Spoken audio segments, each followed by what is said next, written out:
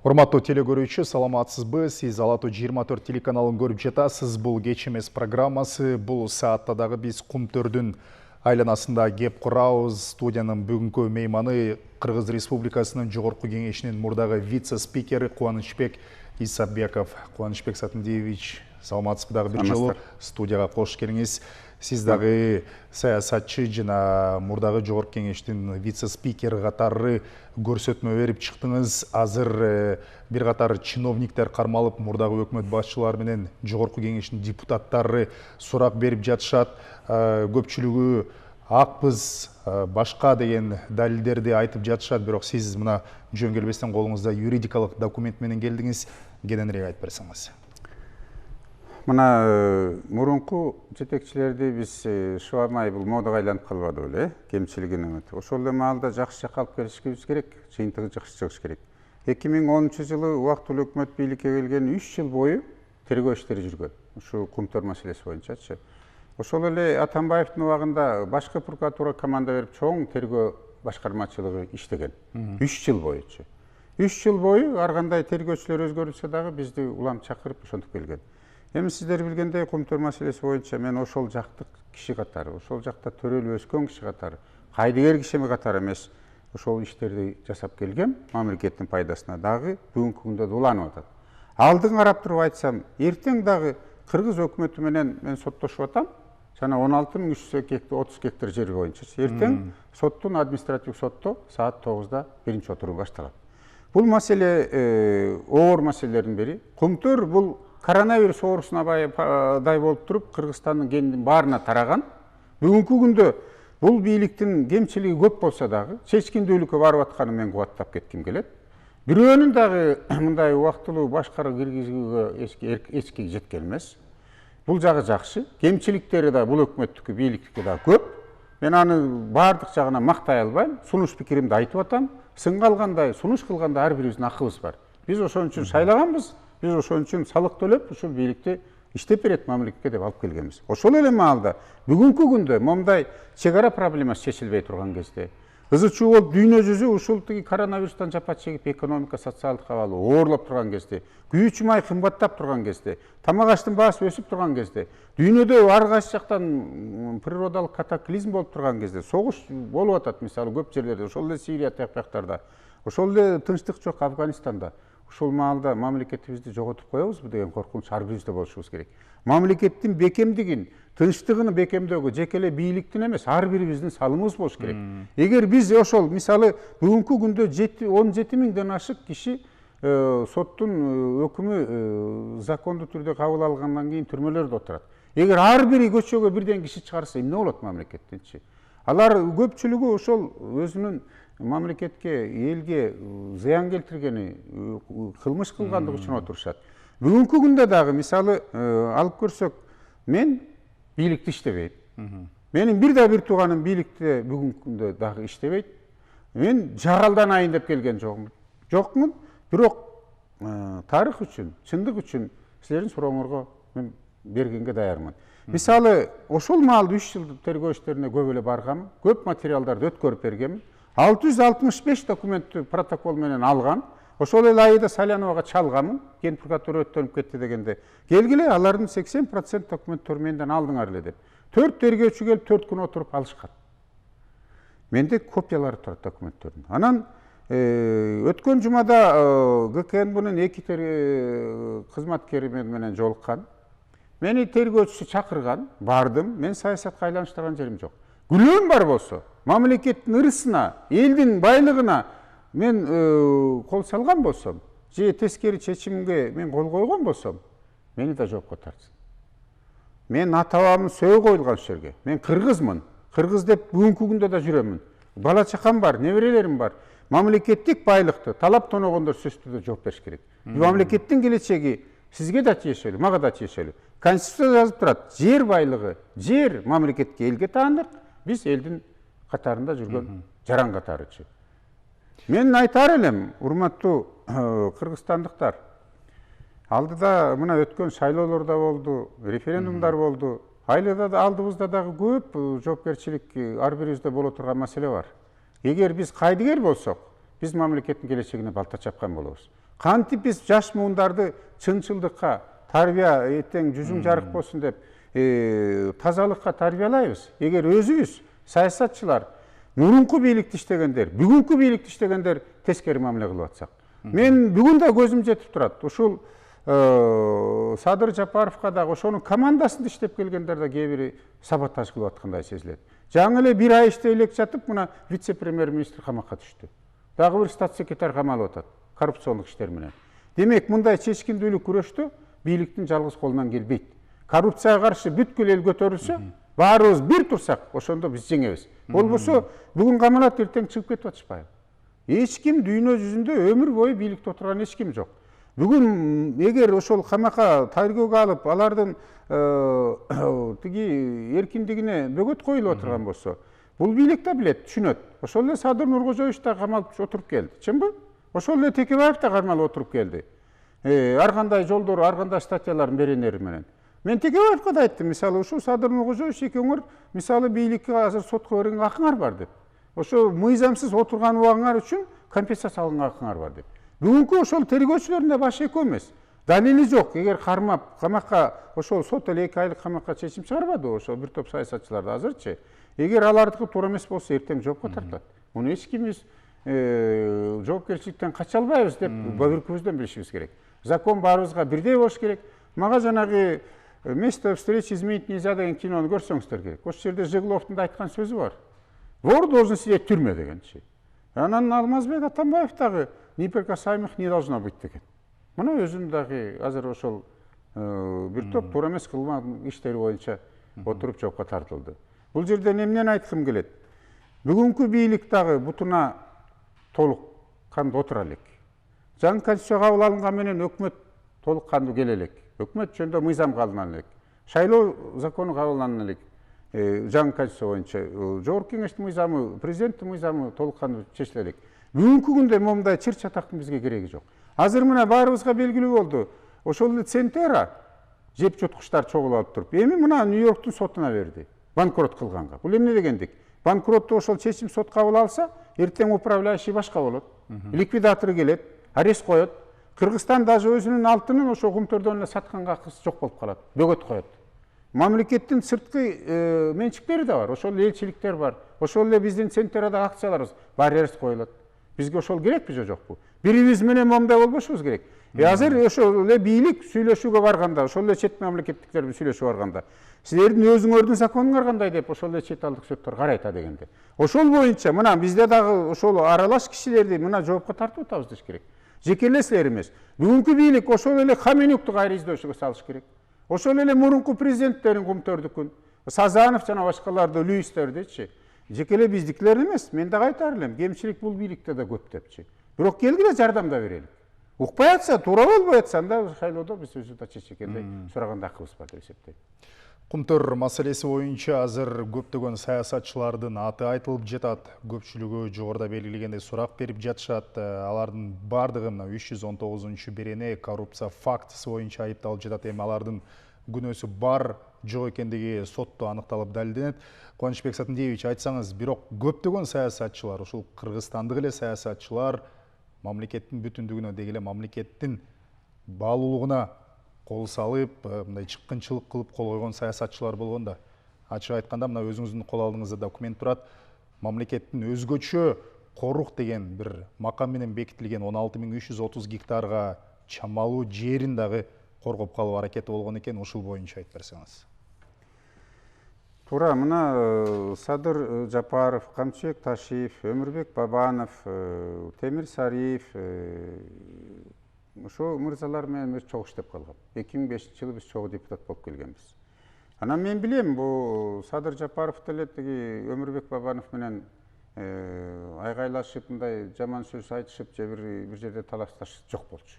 Жакшы мамиледебиз бүгүнкү күндө да. Сиздерге кирерде да Темир Аргенбаев Сариев менен да сүйлөштүм. Биз чогуу депутат болгонбуз. Ошол эле Бекназаров, ошол эле Текебаевтар мененчи. Анан булар деген жеке кызыкчылыгы бар үчүн же өч алуу жагынан бул камакка салды деп мен андай оюм жок. Мен андай далилим да жок. Бул жерде мамлекеттин кызыкчылыгы бар биринчи орунда туруп атат. Экинчиден бул чечкиндүүлүктү мен колдоп кетем. Бирок буну менен токтобош керек. Далилдер менен, конкреттүү фактылар менен биз жеңип алышыбыз керек. Болбосо бул жерде Дүйнөлүк банктын, ЭБРдин, Европа банк реконструкция развитиянын акциялары бар. Биз алар менен тең тайлашкандай кыргыз өкмөтү тарыхын 30 жылда алып келсеңиздер, кыргыз өкмөтү утулуп эле келатат. Ошол эле убактылуу өкмөт декрет менен алып анан банктар талаптанылбоду беле. Ячейкалардагы акчалар, долларлар жоголгон убактылуу өкмөттүн убагында. Ошол эле качып кеткен Надель деген сотко берип туруп, Европа сотунан 17 миллионго утуп койбоду еврогочу. Анан эмне кылды? Кыргыз өкмөтүнүн жанагы Центериядагы акциясын арест коюп койгон. Мына баарыбыз эле билебиз Кыргызстандын. Мисалы Ак Кеме мейманканасы боюнча да Түрк жараны сотко берди, убактылуу өкмөт даже адвокат жиберип койгон эмес. Ал дагы утуп алды дагы биздин Центериядагы акциябызга арест коюп койгон. Биз 33%га чыгарган, азыр 26,5% акция менен отурабыз. Кимдин күнөөлөрү бар бул жердечи? Анан бул жер байлыгы мамлекетке таандык да. Значит, бизге таандык, элге таандык. Бизди бир да Кудай да кечирбейт, ата-бабагын арбагы кечирбейт. Эч качан келечекте урбак дагы кечирбейт. Эгер биз ошол табигатыбызды талкалап, мамлекеттик байлыкты талап тонутуп жибергенибиз үчүнчү.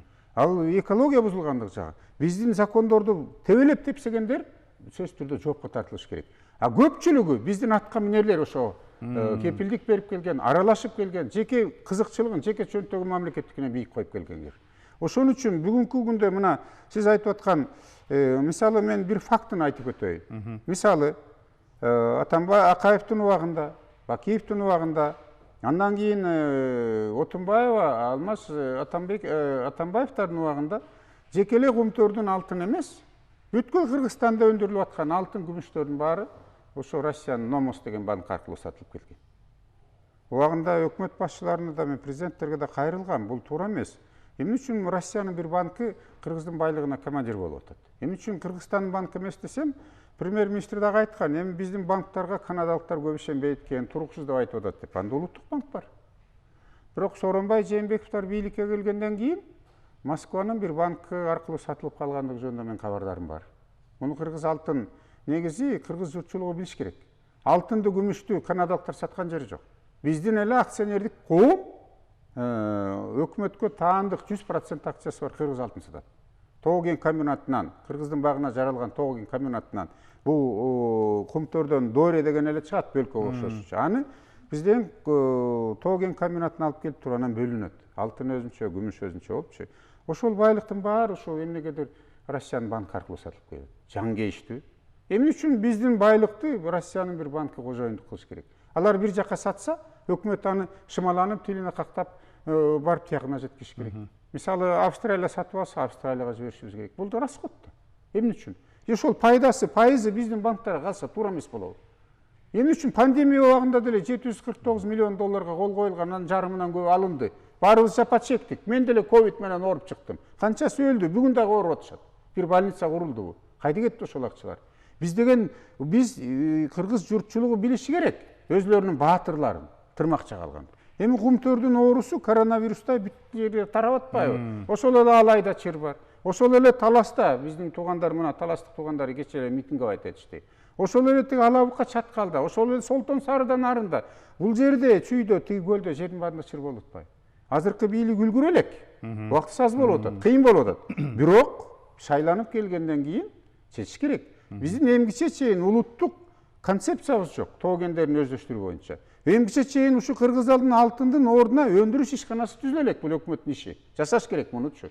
Эмне үчүн бизди коңшу Кытайлар, казактар, россиялыктар, мен аларга каршы деген жерим жок. Канадалыктар, израилдиктар, Англия, Америка калышы керек. Өзүбүздө калса жаман болот беле пайдасы. Көк сүтү бизде калып, каймагын алып кетип атат. Канча миллиондогон кишилер бизде жумушу жок жүрөт. Эмне салыгы, пайдасы түшкү жаман болобу? 11,5 миллиард алтын сатылып болгону 10% Кыргызстанда калыптыр. Ошон үчүн мен айтар элем, ушул саясатчыларга эгер туура эмес тергөө иши жүрүп атса, менин да акым бар. Эгер менин мыйзамсыз мени тиги жоопко тартып эме кыла турган болсо, мен башкы прокуратурага кайрылганга, тергөөчүнүн үстүнөн көзөмөл жүргүзө турган прокуратура бар. Эгер ал да туура эмес кылып атса, сотко берсек болот. Сот анда чечим чыгарат дагы башкага тапшырат. Анан биз ал эчтеке чечиле электе. Бул эмне деген негизде эми купуялык дагы бар. Мен мисалы саясатты кайланыштырган жокмун. Силерге чуркап келген жокмун. же көз каранды журналисттерге интервью берген жок, мени да чакырып атат депчи. Мен дагы айттым, мени чакырды, келип повестканы берди, бардым. Аялым билди, даже улуу балдарыма да айткан жокмун. Мени эмнеге чакырып атат, кандай жумуш бар экен. Ошол жерден билейин дедим. Бардым. Суроолорду берди, мен жооп бердим. Тиешелүү документтерди сурады, бүгүнкү күндө да берүүгө даярмын. Бул деген мамлекеттин кызыкчылыгы үчүн. Кайдыгерлик болсок, кандай бүгүнкү кызыкчылыкты колдой турган болсок, анда ошентип элди чыгарыш керек. Эми кедей кишилер эмес. Артыбызда баарыбыздыкы кишилер бар. Эми баарыбыз эле чыгара берсек, эртең баары бириктирип туруп, баалатуу аянттан ээлеп алсак эмне болот? Мамлекет араң эле турат азырчы. Экономика, социалдык абал ызычуу болуп турган кезде, жетишпей турган кезде, ушул керекпи бизге? Кереги жок деп эсептейм. Анын үстүнө мисалы ошол Өмүрбек Бабановдун интервьюсун көрдүм бүгүн сотко барганда. Кечээ адвокаттын айтканын көрдүм. Мисалы мен дейт 16.330 гектар жерди жокко чыгарып мен кайра алып келдим эле дейт. Ушул маселе боюнча мен сиздерге тарыхын айтып берейин. Уруксат берсеңиз. Уруксат. Мындайда мисалы мен больницада жаткам 11-жылы. Ошол маалда мага информация келип калды. Жанагы сиз айткан өзгөчө коруктар деген жөнүндө особо охраняемый зона деген жөнүндө 1994-жылы закон кабыл алынган. Ал жерде редкоземельный өсүмдүктөр, башка жерлерде өспөгөн өсүмдүктөр бар. Башка жерлерде жайгашпаган жаныбарлар дүйнөсү бар. Андан сырткары ошол жерде бул деген Сарычат деген өзгөчө корук бар. Ал жөнүндө мыйзам кабыл алынган. Ошону андан сырткары Жетөгүз районунун Ырдык, Жетөгүз, Липинг айыл өкмөттөрүнүн жери кеткен. Бизде салык кодекси деген бар. Ал законду эч ким ат менен кылган эмес. Эгер чет элдики тендери жок, эч кандай, ал жерде байлыктар бар. Алтын кендери, башка металлдар бар. Ошол эле кумтөрдүн жанында жайгашкан жер бар булчу. Эмне үчүн ошол жерлер берилип кетти деген мен күнөөм санадым дагы, анда ошол Финпол арыз жазган. Андан кийин иликтеп атып, мен ошол токтомду өкмөттүкүн таап алгам. Көрсө, Данияр Үсөнов 24-мартта 2010-жылы, бул апрель болгонго бир 10 күн, 20 күн калган маалда, өзү өкмөттүн чогулушун токтомун чакырбай, токтомуна чогулушун өткөрбөй туруп, ошону канадалыктарга берип койгон экен. Тилекке каршы эч кандай чек арасын аныктабай туруп, 16.000 гектар жерди аныктабай туруп, сиз 5 соток жер берсеңиз, жер алсаңыз, 1 метр жылып кетсеңиз, сиздин назарыңызды берет. Тиги жерде 10.070 гектар жерди 92-жылы Акаевтар берген дагы чек арасында аныктаган эмес. Биягынан 20, 30, 40, 60 гектарларды кошуп жага берген. Ошол жерде бузган, талкалаган керек болсочу. Мен жазып атып чарчаганда кийин акчамды чөнтөгүмөн төлөп туруп, Гипрозем институтун, госрегистр, геологиясын баарын алып барып туруп ошол жерден колышка забирать эткенбиз. 16.330 гектар жер кандай жок, бүгүнкү күнгө чейинчи. Берип салган. Ана мен кайрылсам, премьер-министр болуп турган Алмазбек Атамбаев болчу. Жооп да берген жок. Заказной кат менен жибердим. Уведомлениесі менен алдым. Менин укугумду тебеледи өкмөт. Мен сурасам жооп бербеди. Бул байлык жердики баарыбыз, мага да тиешеби, сизге да тиешеби бар. Закон бузулуп атат деп, эмне үчүн тендер өткөн жок деп мен сотко бердим. Айлам кеткенде. Анан ошол сотко берген маалда Атамбаев президент болуп кетти. Премьер-министр Өмүрбек Бабанов болду. Анан мына бул жерде документ турат. Чындык үчүн мен Өмүрбек Бабанов менен аласа беришем жок. Экөөбүз кучакташып учурашабыз. Эч кандай проблемабыз жок кишилерден биз чогуш деген. Мен ниним болот. Ошол жерде мына 27 апрель 12-жылы Меж район экономический сот кабыл алды. Судья Карагулованы тапшыруу төрайымын указаниясы менен судья Карагулова деген айым карады. Ошол убакта ал кишинин да боюнда бар экен. Ал киши да коркту өкмөткө каршы, бийликке каршы соттошкондон. Атамбаев тем более президент болуп кетсе. Бирок мен да сурандым. Сиз атуулдук кылыңыз. Эми сизди жумуштан алып ийбейт. Боюңузда бар экен, аман эсен көз жарып алыңыз. Мамлекеттин ушу бир чечкиндүү кылып коюңуз атуул катары деп. Ошол маалда мына өкмөт премьер-министр Бабанов болчу. Мен да бир жолу айтып коеюн, талаштык туугандар туура түшүнүңүздөр. Эл туура түшүнсүн. Бул жерде өкмөт юридикалык кызматкерлерин жиберди, юротделдин заведующий. Тоо кен, геология, экология мамлекеттик агенттиги келди. Кумтордон келди. Бул жерде мен жазып атам, мына өкмөт, башкы прокуратура, Минфин, госрегистр агентство геология баары өкүлчүлүктөрү келсин, бул мамлекеттик иш деп. Ошол өкүлчүлүктөр баары келди дагы каршы турушту. Жок, Исабеков, ненадлежащий истец. Бул сотко берген акысы жок, муну жаап салгыла бул сотту деп. Мына, бул жерде соттун чечими турат. Судья Карагулованын. Бул киши айтып атат, өкмөттүн бул жаап сал дегени туура эмес. ГПКнын 221 беренеси, анан конституция боюнча Исабеков айтып атат, жер байлыгы мамлекетке тиешелүү, элге тиешелүү. Мен жаран катары бул жер закон бузулуп калды, ошону кайра калыбына келтиргиле, мамлекеттик жерди алгыла, тиги жер бузуп атат, бир тыйын салыгын төлөбөй атат деген доводтун мен чечим кабыл алдым, өкмөттүкүн четке кактым деп туруп. Судьянын чечими турат. Штамп печати колдор коюлуп турат. Мен муну аткарылбай аткандыгынан жогорку кеңеште ал убакта парламенттик бийлик болчу. 16 депутатка таратып бердим бул кагаздарды. Ошол эле Курмантай Абдиев, профессионал юрист киши.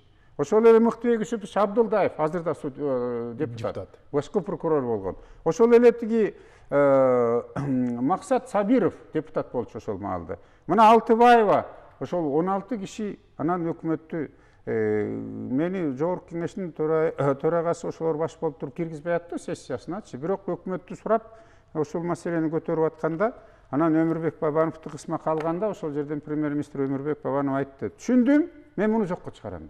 Чындыгында бул токтомду кол койгон Өмүрбек Бабанов. Бирок ал өзүнүн демилгеси эмес, өзүнүн таап чыккан маселеси эмес. Бул жерде момундай фактылар болгон үчүн соттун чечиминдагы материалдар тарап, андан кийин депутаттар кысма калгандан кийин ал киши жанагы Бабановдун токтомун жокко чыгарган. Тилекке каршы мына 2020 жылы Абылгазиев мырза премьер-министр болуп турган ушул эле жерди кайра эч кандай эчтекеси жок берип салып атпайбы. Эми ошол жерди кайра мен азыркы өкмөткө да кайрылгам. Мына Марипов иниме да айткым келип атат. Бизде иштеди эле жогорку кеңеште. Атасы да бизде депутат, чогуу чай ичип жүрдүк элек. Мен сыйлайм бул үй бүлөсүндагы. Ошол эле маалда мен кайрылдым. Бул Абылгазиев мырза туура эмес кылды десем, мага жооп да жок. Мына эртең административдик сотто мен өкмөт менен соттошуп атам. Бул 16.330 гектар жерди жанагы айыл өкмөттөрүнүн жерин төлөп берсин. Жана кызыл китепке кирген жерди мамлекетке кайра алгыла. Булар талаптан ийген жерлердин салыгын төлөткүлө депчи. Анан бул жерде чоң коррупциялык иш турат. Мен сизге айтып коеюн. Мисалы 10.070 гектар жерди Акаев берген убакта ал жерден салык бажы төлөмдөрүнөн тигилерди бошотуп койгон. Эми ошол салык божодон бошогон техника, ГСМ баарын алып келип атат 16.330 гектар жерге бир тыйын бюджетке миллиард сомдогон акчадан төлөш керек болчу. Төлөбөй туруп азыр колдонуп атат. Бул эмне мамлекеттик подход бул. Бул үчүн бардыгы жооп бериш керек деп эсептеймчи. Бул деген зыян чоңчу.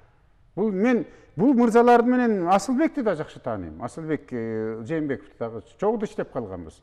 Ошо каракылжалык туугандар да чыгып атат. Тууган уруктарычы. Мен чакырар элем, урматтуу кыргызстандык жарандар.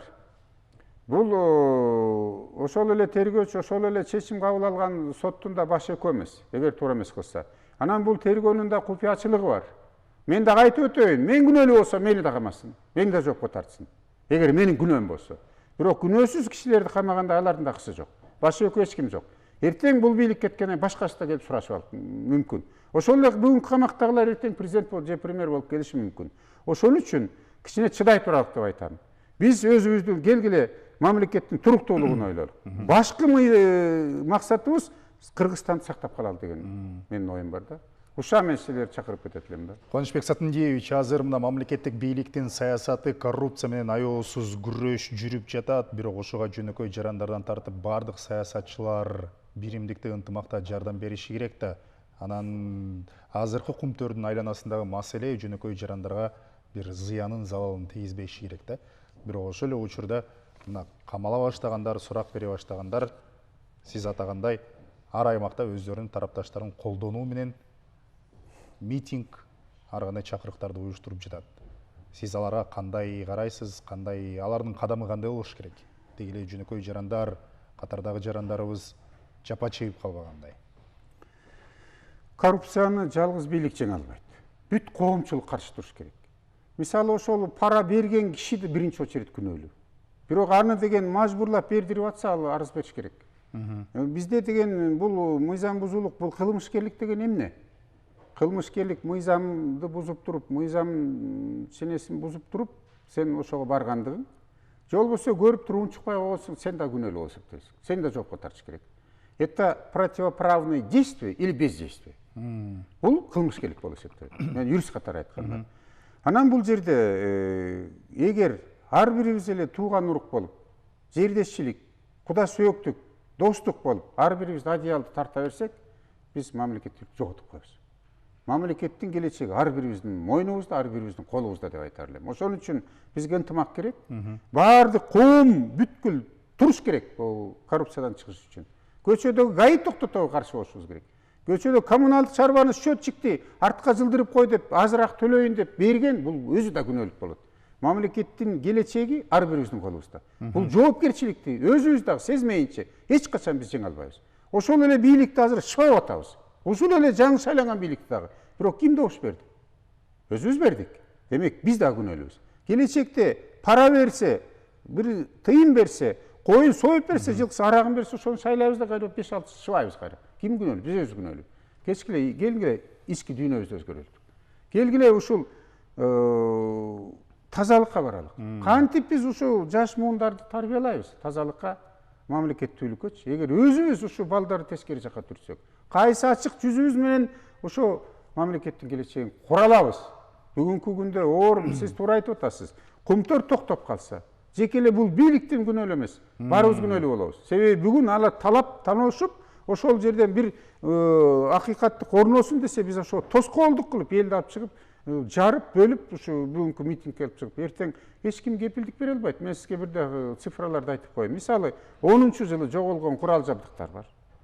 Июнь айында 10-жылы тиги кыргыз-өзбек салгылашуунда аскерлик бөлүктү да басып алып, автомат пулеметтеринен өтүп алып кеткен факттар болгон. Андан кийин мына наркобизнес тигулар өнүгүп атат. Кыргызстанда тилекке каршы Хизбут Тахрирлер бар. Бизде Атамбаевди дагы кармап алгарында канча курал жоголгонун билесизби? 40тан ашык пистолеттер жоголгон. Автоматик оружиелер жоголгон. Алардын бир тобу тала элек бүгүнгө чейин. А курал бүгүн бертең батат. Мына бүгүн өлтүрүүлөр дагы бүгүн тилекке каршы кылмышкерликтер көбөйүп атат, азайган жери жок.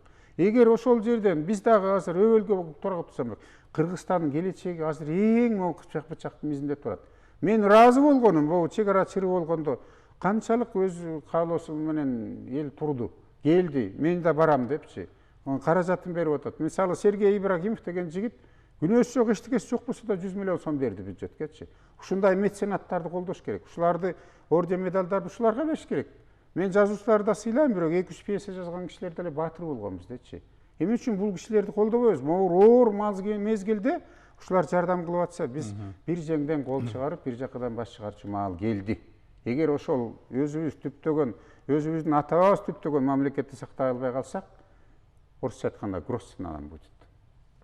30 жылдан бери өкмөт утулуп келген деп атасыз, Центерага болобу, башка жагдайда болобу, бирок азыр мына бийлик чечкиндүү кадамдарга барып жатат. Демек, Кумтөрдүн айланасында бизген элге иштешине дегеле ушул Кыргызстандын пайдасына чечилишине, ушул чечкиндүү азыркы реалдуу баардык нерсе ачыкталып аткан жагдайды эске алуу менен бир жакшы жака өзгөрүүгө мүмкүнчүлүк бар деп үмүт арта алабызбы? Сиз кандай баалайсыз? Үмүтү жок жашоо болбойт.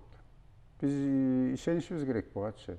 Ансыз болбойт. Үмүтү жок кандай мамлекет болот. Ойлоп көрсөңүз, мисалы, алыс барбаңыз, уйгур эли канча миллион калк. Ошол эле курд эли деле мындай канча миллион калк. Өзүлөрүнүн мамлекеттүүлүкү жок. Биздин туубуз желбиреп турат Бириккен Улуттар уюмунун жанындачы.